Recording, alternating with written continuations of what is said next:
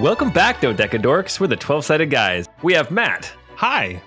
Scott. Hi. Sabrina. Hey. Jordan. Hello there. And me, Paul. Seeing as this is our wrap-up show for the Crystal Codex campaign, I figured I should probably wrap this intro. So I scoured the book I found on the side of the road whilst running.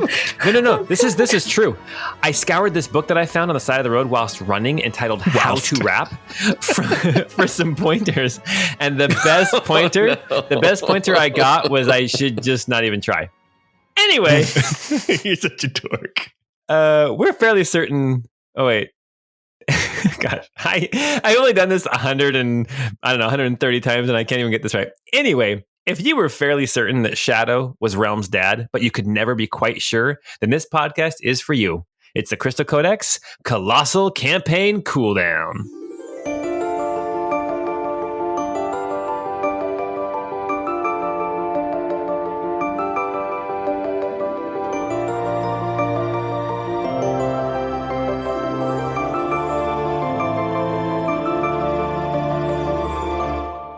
Is that real that Shadow could be Realm's dad? Yes, his name was Clyde. Yeah, the theory is C plus RM equals R. C plus RM. C is Clyde plus Realm's mom That's a lot of math. equals Realm. Sorry, that's like Game of Thrones theory stuff. They'd always be JS plus... No, what is it? Yeah, what you know what I'm talking about. Oh, yes. No, yeah. R plus L equals J. Yeah. Yes, exactly. Oh my goodness, you guys! Hey guys, we've done it. We finished the Crystal Codex campaign. We finished a couple. Wait. Did we beat D&D? You guys, did it. you literally. We beat that D. Okay. Yeah. At the dude. same time. We had both those D's. We beat them both. Right. Well, Wait. you guys, We never Go fought a ahead. dragon. Paul, you failed us. you guys fought lots of dragons. It was just the template for dragons. But what I was going to say is, so in our very last episode of the Crystal Codex, you guys beat D&D. But if you recall, in our very first episode, I also announced that you had beaten D&D. Do you remember what happened when you guys beat D&D? Yes. Did somebody roll really high? Yes. I'm pretty sure there was a natural 20 to lie about what you guys were doing when the Imperial Guards were like, "Hey, what are you guys doing out so late?" You're like, "We're just out gambling and smoking." Paul wanted to chase us out of the town, and we're like, "Nope, we're good liars." Yes. The whole first episode was just like off the top of my head because my plan was a hot start, right? Like that's what I wanted. I wanted there to be like super excitement and like you guys were gonna be chased through town. I had like maps and stuff, very basic maps of like moving through the city or whatever, trying to stay away from bad guys. I had some different different types of encounters, that kind of thing. And you guys are just like, "Nope, we're just out smoking because we got gambling." All right then. Well, you guys will. All right, see you later. I'm not gonna lie. There was a point where my head was in my hands in that first episode, going, "What do I do? What do I do? We're recording. If it had gone that way, Paul, like I obviously our story would have been different. But I'm just thinking about the introducing Ember and introducing Bert so early and like establishing our ties to them in that first episode. Wow, somebody is opening a can of soda. I figured you would edit out my audio for this part. Sorry. No. I honestly, with these ones, I do very little editing. Yeah, me too. It's like That's great. I love it. No, I agree, Matt. I agree with what you're saying. Even though I don't know if you actually finished your sentence, but yeah, you're exactly right. The story. I like to think that the whatever, in our case, the sixth person at the table is the dice, is the randomness, and I think that randomness has made this story what it is. So very cool. You know, that raises a question that I'd like to bring up, and I don't know if we want to save this for discussion later on. Let's but jump right in, man. Let's jump into this, man. So my question then for Paul is, let's go just balls deep into this, man. Okay, so like a ball pit, right? PG guys, come on. Yes, a exactly. really Anyway. deep ball pit, like up to Like just over your balls knees. deep. Just like Yeah. wading through the balls. Yes, like just right below your belt line. Oh if you man. stuck a shaft down there, you would hardly be able to see it. Oh my gosh. Okay. So what was your question? My question was along the lines of like, obviously you have to plan to some extent, and you probably try to, predict in your mind where we're going to go with some things and then plan accordingly. What have been some of the biggest like left turn, tangent, or failures to follow through that you recall from the campaign? Like moments when you had planned some huge elaborate thing and we totally went a different direction. I find it kind of interesting that you ask a question about like how often plans have to change and everything, and how often like I had to think on my feet when literally this is the first time in 2 years that one of my kids came wandering into the recording studio and I had to like try to figure out what was going on. So I came up with some things to discuss, some different ideas, and the first thing that came to my mind is about how plans have changed. I like the idea. I love the role play where we're just talking to each other and then things will come up and I'll have to try to respond to that. Some of my favorite encounters have been like Pine talking with Temra Jr. that very first time, where Matt didn't really realize that he was going to be talking to his son, right? And then we just got to have a really cool conversation. I like the times where you guys are talking and then somebody will say something that then in my brain, it's like, oh, you know what? That would actually be a lot cooler. And so the story kind of changes course. And I can't even begin to tell you how many times on a Friday before we were recording, I would go out for a run, and on my run, I just kind of let my mind wander and my plan would change completely, like literally 5 hours before we started recording. And then I'd be scrambling when I got back to work to try to get everything squared away and ready to record again. So, And you'd be like, Matt, can you please read this? yeah. Just FYI, I didn't have any spoilers or anything, but I edited the intro vignette sometimes that Paul would write. So yeah, I'd write. I figured, Matt's literally going to be hearing this in 3 hours anyway, right along with everybody else. So yeah, and I'm grateful that you were able to do that to help out because my writing is okay, but man, imagine how bad some of those intros would have sucked without Matt. Good lord. You're exactly right. You're exactly right. But so you talk about plans changing. So real quick, I just want to say that there were two things specifically that I came up with that were early plans that never played out at all. Ooh. So the first one is, did anybody notice that Iramil's name is very similar to Laramie? Like, just kind of you switch around a few letters. Yes, it did. Originally, like we're talking before episode 1. Okay, because I was like, my theory was Paul is lazy with coming up with names. Honestly, same. Like I'm like, oh yeah, those sound the same. Nice. So Iramil and Laramie, originally they were going to be the same person. And I even went on Hero Forge and I made this cool model, and it was supposed to be it was going to be like Iramil, but he had all these swords strapped to him, right? To kind of give myself an idea. And then somewhere along the line, just planning things out, I scrapped that. And Iramil and Ramsey, I made the character of Ramsey to represent Iramil. So anyway, that's one of the things that plans the Homer changed. was originally going to be Krusty the Clown thing. I did not know that. How Bob's Burgers were originally going to be cannibals. Yes. Well, that's way before the pilot episode. That was the original. Yes, but Homer and Krusty were straight up going to be the same character through the first season, and then they scrapped it. Oh, the point was Bart has no respect for his dad and absolutely loves Krusty. And what do you know? They're the same person. I didn't know that. Well, here's something else that I scrapped. This one I scrapped because it was I don't need to add in a whole nother element. Do you guys remember in our Father's Day episode where you guys were helping Jorah Michael against Jorah? Oh, man. Do you remember there was a moment where somebody's shield had an eye on it and the eye winked at you? Do you remember that? Or do you remember the living canvas up in the mountains after post shattering, how she had a tattoo of an eye on her butt? I remember that. Do remember that. Was that supposed to be Lady Balbarel? No. That I was gonna try to throw in like this little twist where a lot of the followers of Iramil were not actually following Iramil; they were following the Lord of Lies, the trickster one. So there were two. There's a lord and a lady, and one was the trickster and one was the liar, or something like that. Like they were lord and lady of deceit or whatever. Gotcha. And it was gonna be the trickster, right? And then I was like, okay, I don't know. That adds in a whole new cog into this wheel that's already kind of complex. And so I just kind of, that kind of disappeared.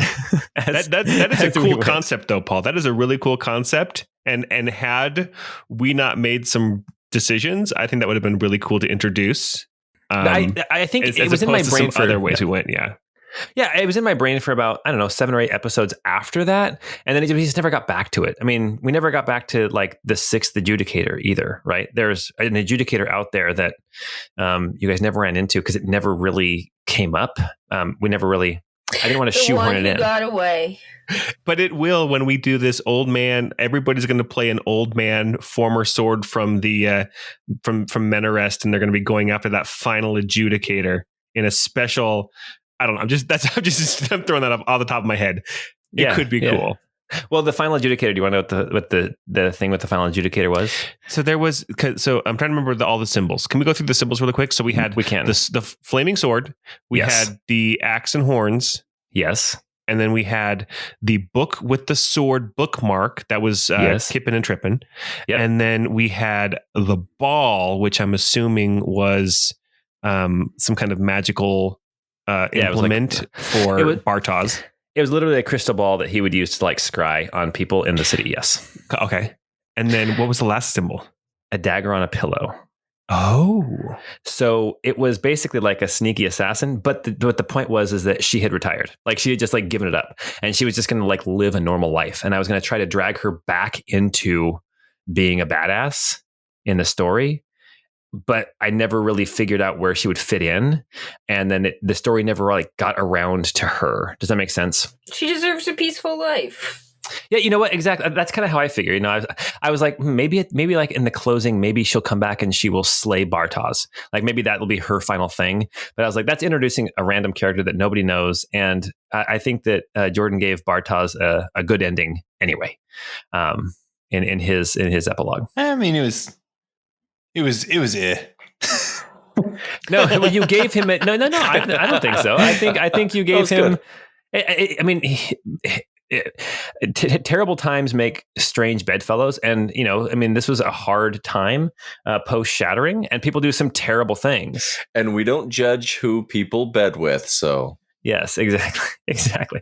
But anyway, right, I was going to say I have an idea though, Paul. And maybe you and I should talk about this. I was just joking about the 4 swords, the 4 swords of the heavens, whatever. But there is a secret, like the more hidden school of the Menarest swords of the heavens, and that's the school of the void, and they're all sneaky stabby. So maybe she's Menarese. Maybe she had both titles. I mean, that would make 2 of the swords. That's a really good idea. That's a really cool idea. Yeah.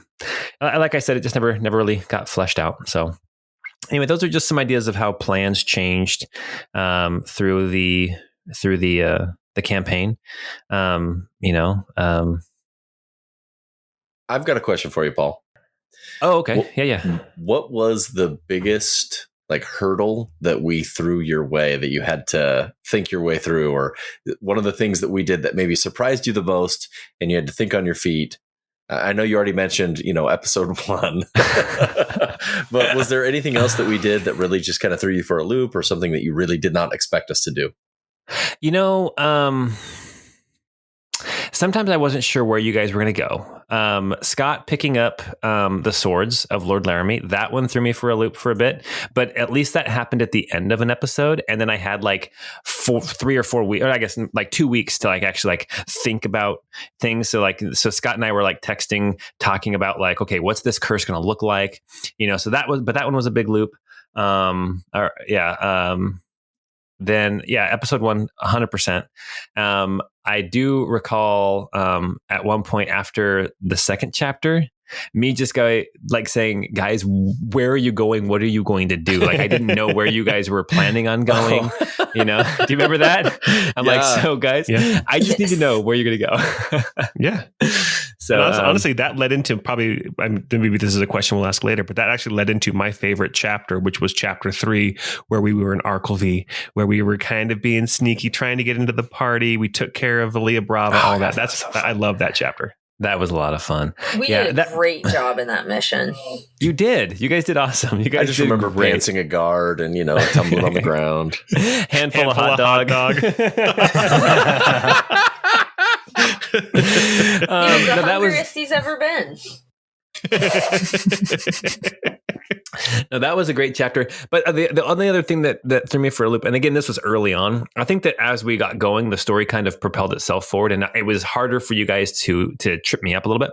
And that is killing Adjudicator Rolf and then keeping Ramsey alive. Like, I thought those two would be switched, but they weren't. So, yeah. Anyway, very cool. What would have happened if we killed Ramsey? If you would have killed Ramsey, his essence would have gone back into full-fledged Iramiel, and then he would have projected himself out again. And you guys would have run into quicker. Yeah, you guys would have run into Ramsey again. You'd be like, what's going on? Like, we killed you. We know that you were dead. And that's one of the things that he actually said when you guys were carrying him to the woods. He's like, if you kill me, I will. I guarantee what he said. I guarantee you that no matter what you decide, I will see you again. Something to that effect. It's because he knew that he would be able to project that tiny piece of his consciousness back out into the world and affect change again. So, yeah. Also, if we didn't kill him, or pardon me, if we killed Ramsey instead of Rolf, we wouldn't have had 2 years of apple bottom jokes and ball gag jokes. Yeah, it really was good value and overall, definitely. Oh, do you know what was the biggest surprise? And Pine was resistant to force damage and magic missiles, which came up all the time. So that was also great.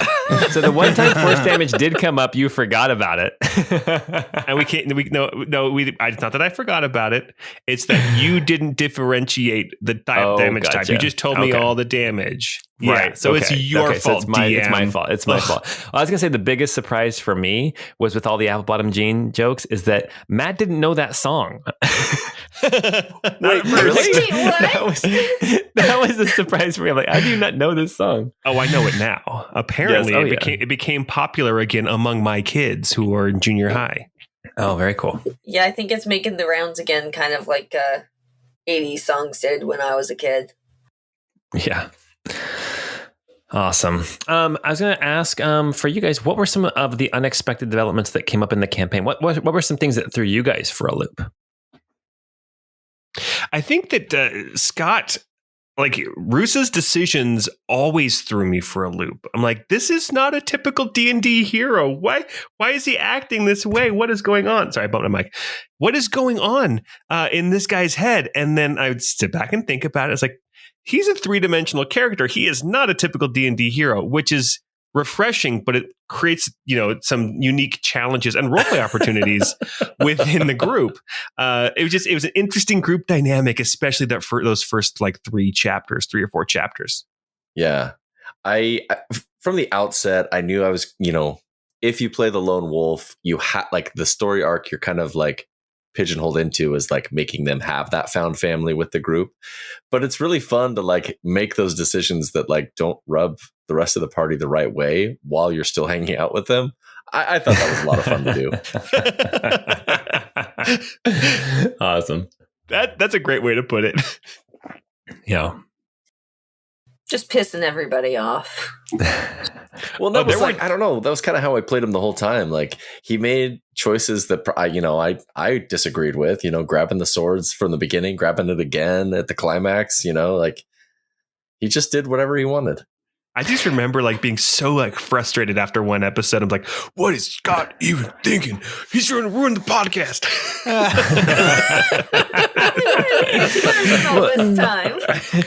Well, here's something real quick about when Scott grabbed that sword. So there was going to be a conflict between him and Saman.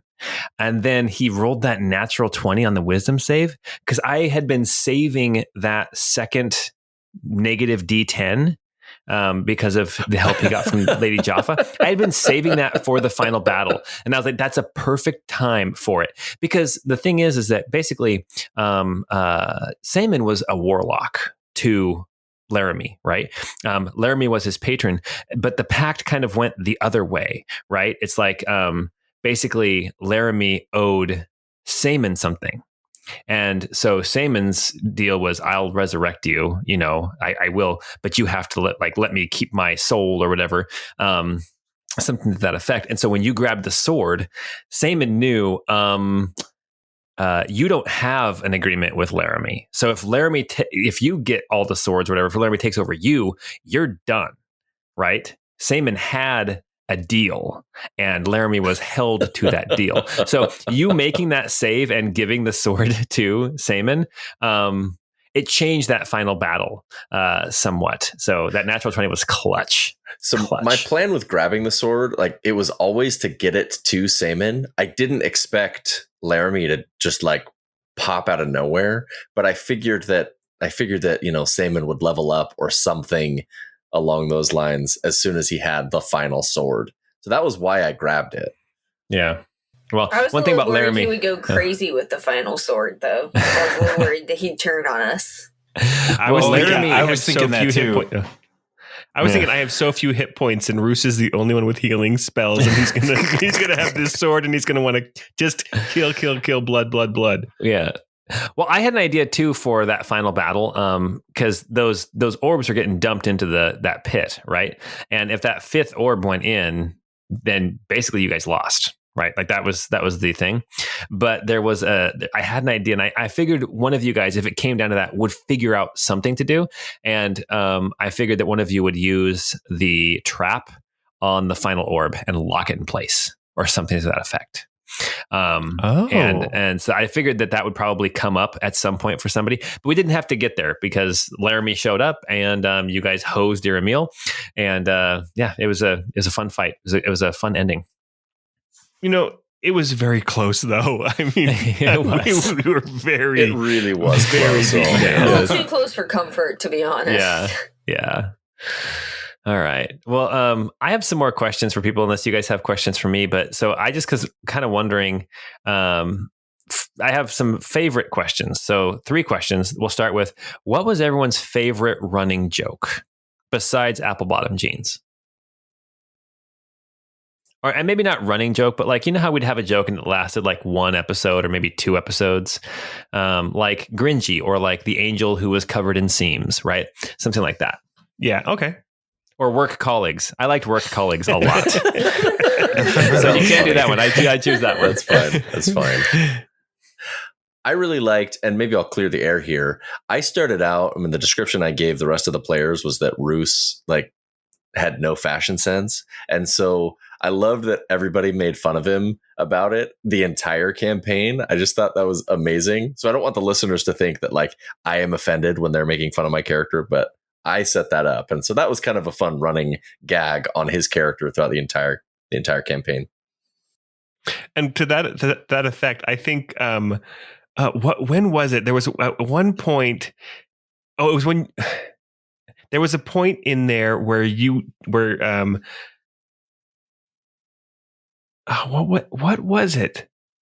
Where basically Pine realized that they had been peer pressuring Roos the entire time. Do you remember what I'm talking about? Was it about the mustache, or it was about shaving the mustache? Yeah, he decided to shave it.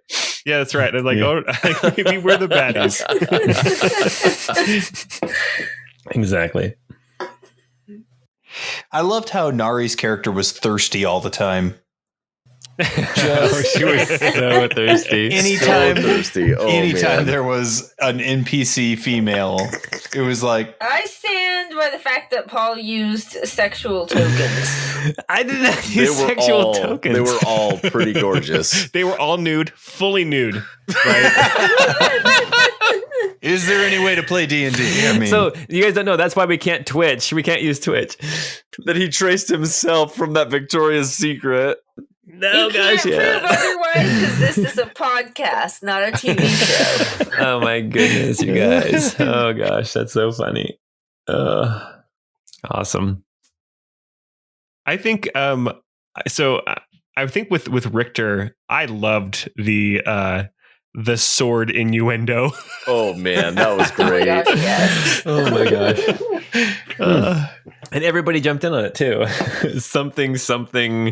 What would you say? Something. Falchion. Something Falchion. Yes. That one still gets me. Oh gosh, Claymore. Oh my gosh, when you did that one, I my heart dropped a little bit into my gut. Like, oh, that's so bad. So bad. And not like the power glove, but like actually bad. Your heart dropped into your stomach a little bit. Oh, look at that. Your bad puns, Jordan, gave Paul a myocardial infarction. Yes, it did. Oh my gosh. It was so good. It was so good. Oh man. So a little aside, I only know the term myocardial infarction because when I was in college, I was in biology and we had to do like current events about biology topics, and I found an article about some treatment for myocardial infarctions. And so I wrote up this 2-page paper on this article, like and everything. And then it was only like a month later I learned that myocardial infarction means a heart attack. That's right. I forgot about that. You wrote That's this whole amazing. paper and you didn't even know it was hard. Oh I gosh. had no idea what I was writing. It was so That was BS. So bad. But to be fair, real quick story about that same paper. To be We had a fair. biology class together, and I was walking towards class because it was once a week, and I passed somebody who actually I was walking home because I was going to skip the class like I always did because I was a terrible student.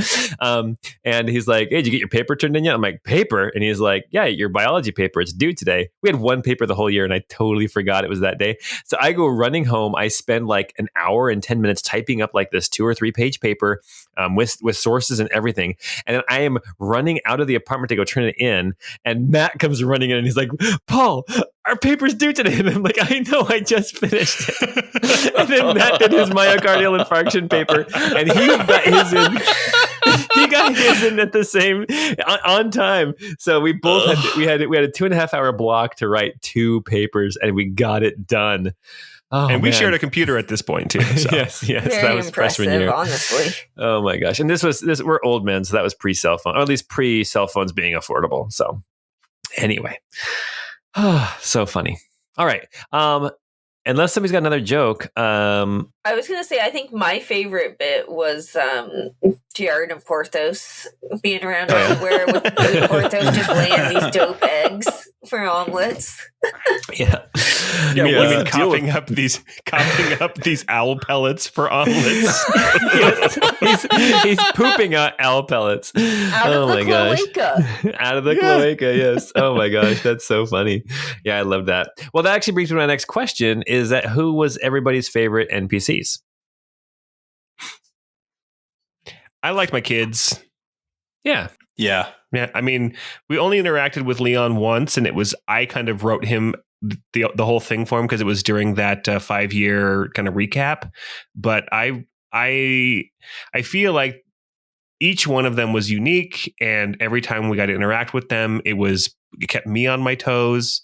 And I don't know, I was thinking of family dynamics in my own family, my own family history, and kind of thinking about how different siblings, aged and went their own way. And I don't know, it was really fun just whenever we got together, and I felt like they were all 3 very unique, and I love them. Yeah. Very nice. It's tough to say. I mean, Tedward is up there. Tedward was such a terrible. waste. That's what made him so Like, great. I love Tedward, and he was so pointless. Oh gosh. But that's what I loved about him. The name Biggest Tedward, bird in the land. the name Tedward is totally in the same vein as the name Jarnathan. It is. Oh yeah, exactly. Jonathan. Yes. I've got That two was my favorite. wife's favorite part of that movie was when that little gnome lady's like, Jonathan. Oh my gosh. Oh, well, I've got two favorite NPCs, and they're both right around the same time. I really liked Ramsey because I liked role playing as him. When he had the cover, I remember when you guys were down in the basement underneath the mayor's mansion talking with Colbury for the first time, actually having a conversation with him, learning about him, and then I was up with Ebby, and Ebby and Ramsey were having a conversation. The conversation between Ebby and Ramsey.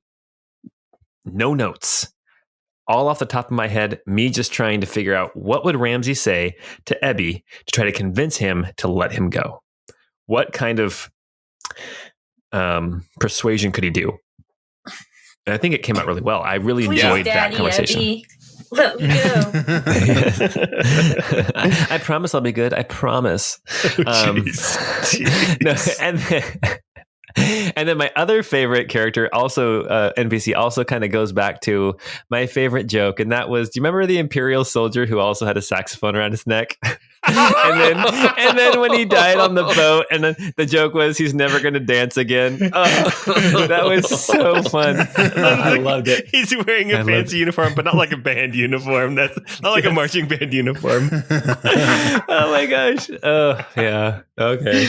Anyway. I forgot about that guy. I think about him every day.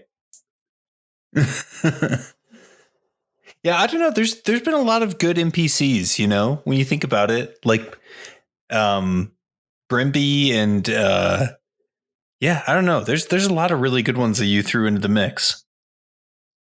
Oh, I good. really liked how Colbury ended up. His story was really nice too. Like, I don't know if he was my favorite NPC, but I felt like he had a nice storyline. Yeah, I didn't trust him at all when you first entered. I mean, he's one of those characters that just made me mad after the game session. I was like, who does that guy think he is? I love paper. When I said that in game, you're talking about Colbury, right? Sorry, I got a little Colbury. Yeah, Colbury. He's all, I love paper. My first thought was thinking of Goldmember from Austin Powers. I love gold. Like, I love paper. Like, I was like shaking my head, going, "Why did I say I love paper?" Have you ever seen anything like it? Anyway, awesome.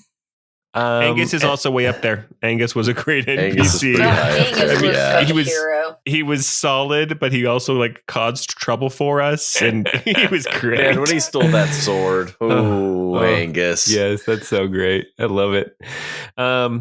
Yes. Okay. So the last thing that I have, in case anybody else has any questions, is like, what are your guys' favorite? Like, if you were to pick one moment from the campaign that you think was kind of like, if you were to tell people about the campaign, what would be the one moment you would tell people, like, this is the best moment of the campaign?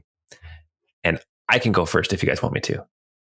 Well, we can't give away the best moments when we're trying to bring somebody in. Well, this is a recap. I'm just kidding. Spoilers abound. I will pick a moment that is not canon, because and that is the Smash Brothers episode when Brian continued to crit on Sabrina over and over again.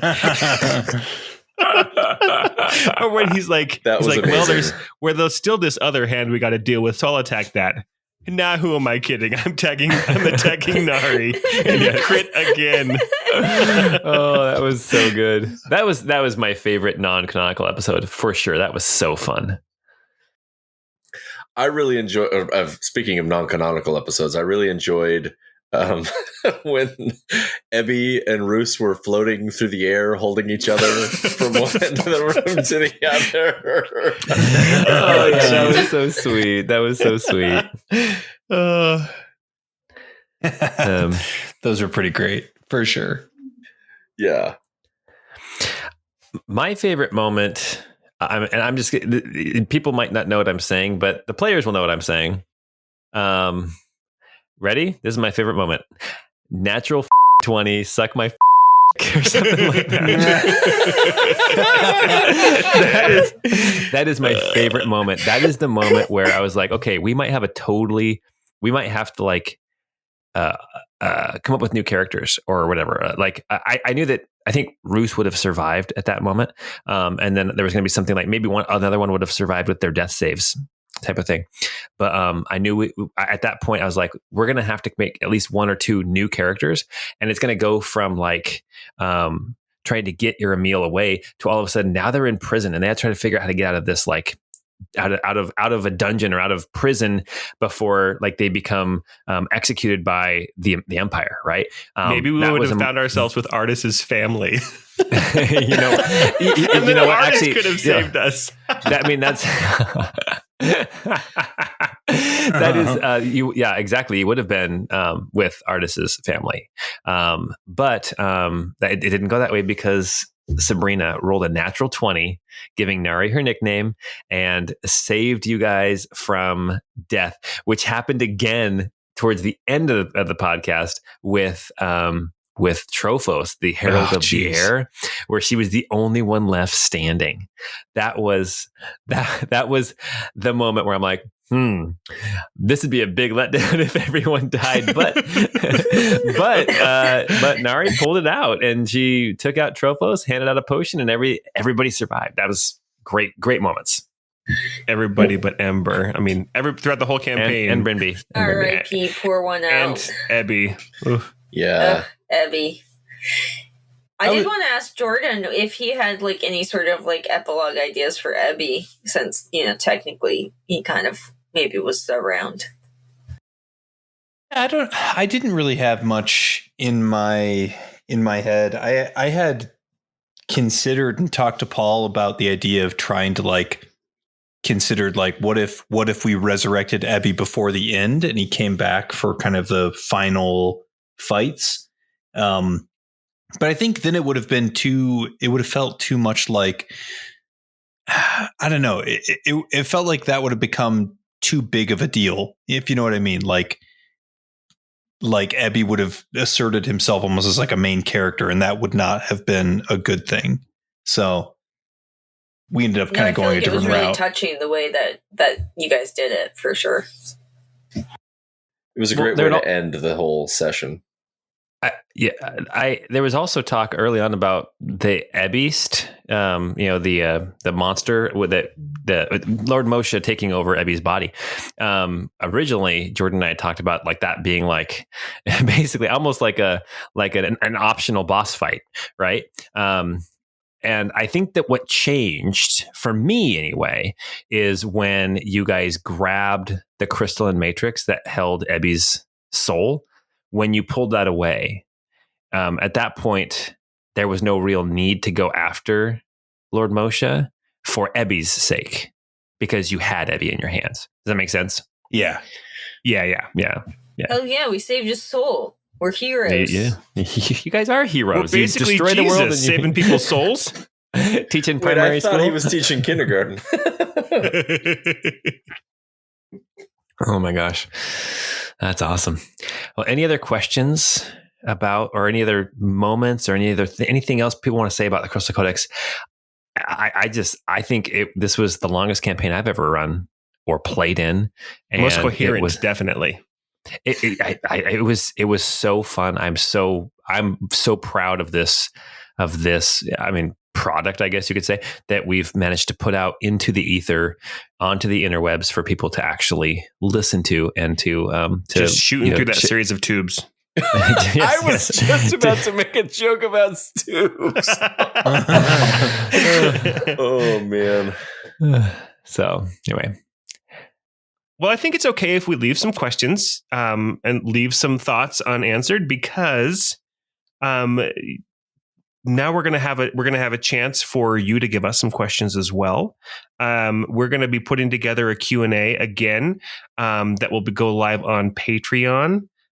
So we're gonna have dates for that. Do we have dates for that yet, Paul? Have you thought that far ahead? Uh-huh. As I quickly open the calendar. Who, me? No. So what we're gonna do? So after this episode goes live, this is the announcement now. We're going to do a Q&A. So get us your questions. If you're not on the Discord, join the Discord. We'll have a channel there for questions. And then we're going to compile them all. We'll do a Patreon exclusive answering your questions. That's going to go live a couple weeks after this. Yeah, so we'll try to keep it to 2 weeks for questions. So we're going to close questions at midnight on July 9th. He was opening the calendar. Did you see that? Did you hear that? He was opening the calendar. I like that. Wait, what? Huh? Oh, what? Huh? I don't know what you're talking about. I did actually have some questions I wanted to throw out to the group. Were there anything like, were there any storylines or story arcs or concepts that you guys had for your characters that you had like thought about but couldn't ever find a way to incorporate into the main story, or any preparations you had made that you would have liked to have explored deeper with your own character? I was waiting for, Pine being an old soldier. That one time he got lonely on campaign and he, slept with a woman of the night, and then his bastard child would come find him or something. I was always waiting for that to happen. That would have been rad. Really? Your shoulder for the bastard child. Actually, no. That just came into my head just now. I never considered that. I was like, wow, because Hudley was down to clown, but you did not want any of that. No, I was actually thinking of Tommy Boy when it's like, and that's when the whores come in. I visited a prostitute one time during the war. Yeah. Anyway. Yeah. That's right. Shaking their little booties for the men folk. Yep, exactly. And that time, sorry, I'm trying to be better about that. I should have been saying sex worker. You're quoting a movie in that case, right? Yes, well, some of it was, yeah. Well, one thing I wanted to add in, but it just kind of we didn't have time. I wanted to talk about Richter's brother. We kind of alluded to it a couple times when you guys went back to the house. Richter, that letter you had written was gone. And I imagine your brother came and got it. What were your thoughts about your brother, about Richter's long lost brother? Yeah, I don't know. I was trying to flush out stuff like back when we first kind of made the transition from Ebby to Richter. I wrote up like a big, like 6 or 7 page history of Kalen Richter, like who his parents were, kind of the genealogy a little bit there, how his father's side was from kind of Ricolia in the city states there, and then his mother's side hailed from Minarest, and it was seen as like, this advantageous marriage, but that I think I mentioned it before, he had like a grandfather who was Duke Fyodor, who was supposed to be like in this history yes. I had created, he was the head of intelligence for the then emperor of the newly formed Empire of Almar. And he sounds like a KGB agent. Right. Fyodor. And so after a tragic shipping accident, when his parents, who had started kind of a logistics or shippings type of enterprise, they were on one of their vessels that, got scuttled against some rocks and died. And Kalen was the oldest son, like probably 13 years old, and his younger brother, who was a couple years younger than him, were the last people standing. And his uncle, who is a military, like a colonel in Minarest, took Richter under his wing. And it was kind of this acrimonious, like splitting of the estate between these two families, who now were partially divided because of the war that had started to break out between Almar and Minarest. And so Richter went with his uncle to Minarest, and Ivan was taken by his grandfather, Duke Fyodor, over to Almar. And in my mind, I had this idea of like, what if Ivan kind of became the antithesis of Richter? He got into the intelligence business and was kind of like in the military, but did it for the Empire, whereas Richter trained and did this at Minarest. So anyway, that was an idea that I had. Didn't really get to go anywhere with it, but thought it would have been interesting. My plan was to have him show up as one of the zealots of Aramil, actually. Oh, that would have been interesting. Yeah. I think Jordan's plan was better. Jordan's plan was canon. Yes. Awesome. Yeah. Anybody else have anything about their character they didn't want that they wanted to try to flesh out and that never came into fruition? So I kept forgetting that Pine likes cigars. Yeah, I liked in like the last episode or two where you're like, I block it with my cane, and I'm like, yes. We've been calling your cane. You've been giving your cane shield stats this whole campaign. Oh gosh. There was one thing that I did create for Ebby when we were starting to get close to kind of those final episodes with Ebby. Well, we were still a few months out from all of that happening. I was like, wouldn't it be interesting if like it was just kind of this concept, not really something to do in the podcast, but like I was going to write a bunch of these like journal entries or diary entries for Arnium. So it's like his actual history. And I had this idea of like, what if I were to write a bunch of these things, like the story of his, like early like scientific career and what it was like living in Alelian culture way back when, and their struggle against the inevitable and all the different things that they would learn. And I could like drop a page entry or something like that each week on our website or on Patreon as like additional content. And in my head, I'm like, this would be interesting because if I learned something in the podcast from Paul, I could like weave that into these journal entries from Arnium. So it would kind of tie it in. So that way it's like, as we learned something about how crystals worked or, how the soul could be encapsulated in these crystalline matrices, I could like have a journal entry that was like when he originally discovered this way back when. I actually wrote like 13 or 14 pages of this history of Allele and like Neum writing these journal entries and going on these expeditions. And then my laptop died and I lost all of it. Oh no. I was going to say we should release that as Patreon content. So this was all before you realized that Neum was Ebby, right? Yeah, it was. Yeah, that's cool. That would have been really that's kind of interesting that you were thinking of writing as Neum, not realizing you were playing sort of as a part of Neum. So that's cool. I think one of the best, speaking of Neum, I think one of the best, my favorite jokes too, was in one of the last recent episodes where you mentioned going back and doing a boss rush and you say, start with Neum's wife. That was so good. That was brutal. Oh my gosh. That was so sad when we found out, but that was hilarious when you brought it back.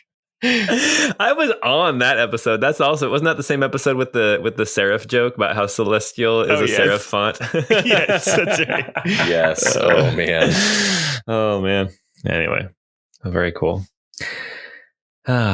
Anything else, or should we leave some of this for when our patrons ask us some questions? I wrote down questions for each of the other players, but we can wait for that. I can do it at the Q&A. Awesome. Okay. Smooth, boss. You gave Scott a perfect place to just cut right in. Anyway,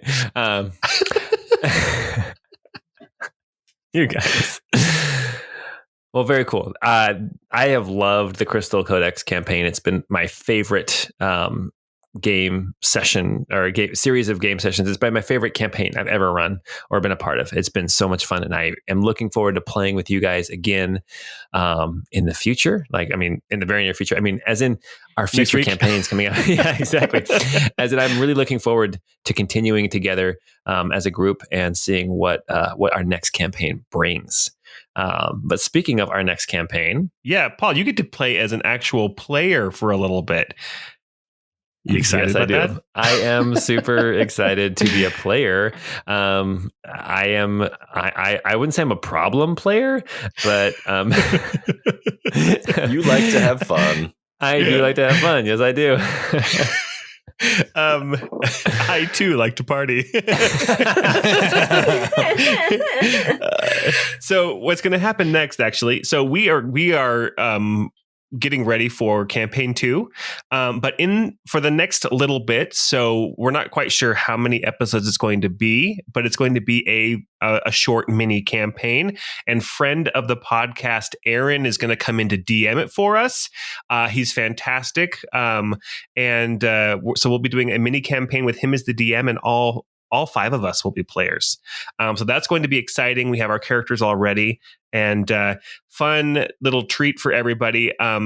As soon as this episode goes live on the Discord, I'm also going to share the new album artwork that's going to accompany it. So you'll be able to see it a week before it comes out. So if you see this strange looking 12-sided guy's album art in your podcast feed, that's just the next little campaign.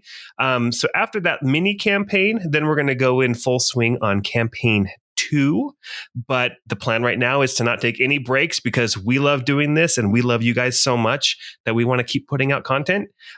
So we're going to be just running in next week, starting out this mini campaign. And it's called The Nauseous Nocturne. I am so excited, and your character sounds awesome, Paul. Personally, I love my character. Awesome. Well, hey guys, he's a little churchy though. He's a little churchy. Anyway. Hey, thanks for playing in the Crystal Codex campaign, and thanks for just all the great memories, all the fun times. And I look forward to more coming up next week. And, don't forget, all you who are listening, we do have a Patreon. Don't forget, send in your questions that you might have for us about the campaign, and we'll make sure to answer them on the Patreon. You have till July 9th to get those to us. And yeah. And with our next campaign after the Noxious Nocturne, when I start taking over as the Dungeon Master again, we will be exploring a new world. The world of Pavantis, the frayed square of Patchwork Quilt, will be existing somewhere else, and we're going to explore a new land with new problems, and it should be a ton of fun. Anyway, until we get together next time, we hope you have a great time. Isn't it funny how that became my thing? Because I would tell people like, "Guys, have a great time."